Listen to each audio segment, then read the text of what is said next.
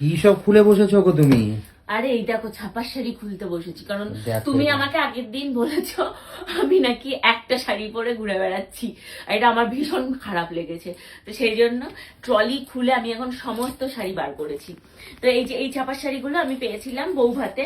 আমাদের বিয়েতে না একটাও ছাপার শাড়ি পাইনি, কিন্তু বৌভাতে এই যে সবাই কমেন্ট করছিল যে বৌভাতে নাকি তুমি ছাপার শাড়ি যা পেয়েছো সেগুলো পরবে না বলে লোককে দিয়েছো। লোক তো অনেক কিছু বলে, কি আর বলবো বলো তোমাদের। ছাপার শাড়ি আমি পরবো, কিন্তু ছাপার শাড়ি যেহেতু কড়মড়ে ব্যাপারটা থাকে, ওই জন্যই আমি বলেছিলাম যে ছাপার শাড়ি আমি পরবো না। কিন্তু আমি এই ধরনের নরম শাড়ি পরতে আমি বেশি পছন্দ করি। কিন্তু আমি পরে ভেবে দেখলাম হ্যাঁ, তো ছাপার শাড়ি তো নরমই হয়ে যাবে, এটা যখন জল দিয়ে ধোয়া হবে এটা তো একদম এই শাড়ির মতনই নরম হয়ে যাবে। আর ছাপার শাড়ির মতন আরাম কোনো শাড়িতে নেই। তো সেই কারণে আমি এইটা এখন বার করে করে সব দিয়ে দিচ্ছি। আমাদের যে হাউস হেল্প আছে ওকে দিয়ে দিলে ও আমাকে সুন্দর করে এগুলো মানে একদম কেচে ধুয়ে নরম করে দেবে, তাই না? একবার জলে এগুলো ধুলেই নরম হয়ে যাবে। তো এই যে এই শাড়িটা আমি পেয়েছিলাম বৌভাতে, স্বর্ণদের ওখান থেকে যে বৌভাত হয়েছিল, বৌভাতে এই শাড়িটা পেয়েছিলাম। এই যে একটা লাল শাড়ি পেয়েছি, ওই দেখো ওখানে রেখে দিয়েছি। আর এই হচ্ছে একটা ইয়েলো আর রেড শাড়ি, এটাও নিয়ে এসেছি আমি।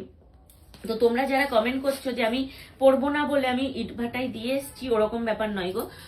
মানে আমি যেহেতু 50খানা শাড়ি আমি একা কেন পরবো, আমার তো মানে 50টা শাড়ি আমি কবে পরে শেষ করব। তো সেই জন্য আমি 50 জন মানুষের সাথে ভাগ করে নিয়েছি। আমি কিছু রেখেছি, শাশুড়ি মায়ের জন্য কয়েকটা রেখেছি, আর বাদ বাকি আমি সমস্ত ইটভাটায় দিয়ে এসেছি। ইভেন কম্বল চাদরও আমি আমার জন্য একটা রেখেছি, শাশুড়ি মায়ের জন্য একটা রেখেছি, কারণ একটাতেই এনাফ কম্বল চাদর। অন্যান্য চাদরও তো আছে, তো একটা আমার জন্য রেখেছি, একটা শাশুড়ি মায়ের জন্য রেখেছি, আর বাকি কম্বল চাদরও ওরকম 22টা না 25টা পেয়েছিলাম, তো বাকি সবাইকে দিয়ে দিয়েছি আমি। তো একটা জিনিস একটাই ঠিক আছে, অত বেশি তো আমার দরকার নেই, যাদের দরকার আমি তাদের সাথেই ভাগ করে নিয়েছি। আর যারা এই ধরনের কমেন্ট করছো যে পরবো না বলে দিয়ে দিয়েছি, বা পারলে সোনার জিনিসগুলো দিয়ে আসো, বা পারলে টাকা গিয়ে দিয়ে আসো, দেখো যেটুকুনি তুমি কি কোনোদিন সোনার জিনিস দিয়ে আসবে বলো? তুমি দিয়ে এসে ভিডিওটা আমায় পাঠাও, আমি আমার সোনার জিনিসটা দিয়ে আসবো, তাই না? তুমি দিয়ে এসে ভিডিও করে সোশ্যাল মিডিয়ায় আপলোড করো বা আমাকে পাঠিও, আমিও তোমার থেকে ইন্সপায়ার্ড হয়ে গিয়ে সোনার জিনিসটা আমিও দিয়ে আসবো। কথা সেটা নয়, কথা হচ্ছে কে কোনটুকু করছে সেটাই বড় কথা। তুমি নিজে তো একটা কানাকড়িও করছো না, কিন্তু তারপর কি আরেকজনের কমেন্ট বক্সে কমেন্ট করে আসছো।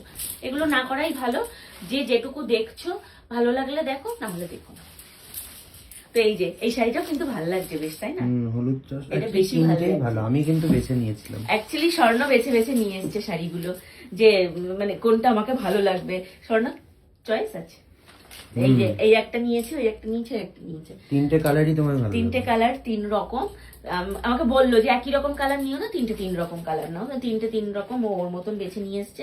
লাল পরে পরে মানে ইয়ে হয়ে গেছে। এই কালারটা আমার খুব ভালো লেগেছে। হ্যাঁ হ্যাঁ, এটা তো নীল আর তুতেটা খুব ভালো লাগবে, ইয়েটা পিঙ্ক আর তুতেটা খুব ভালো ভালো লাগবে এটা পরলে। আমার এই দুটো শাড়ি খুব ভালো লেগেছে। তোমাদের কোনটা ভালো লাগলো কমেন্ট করে জানাও তো, তিনটের মধ্যে।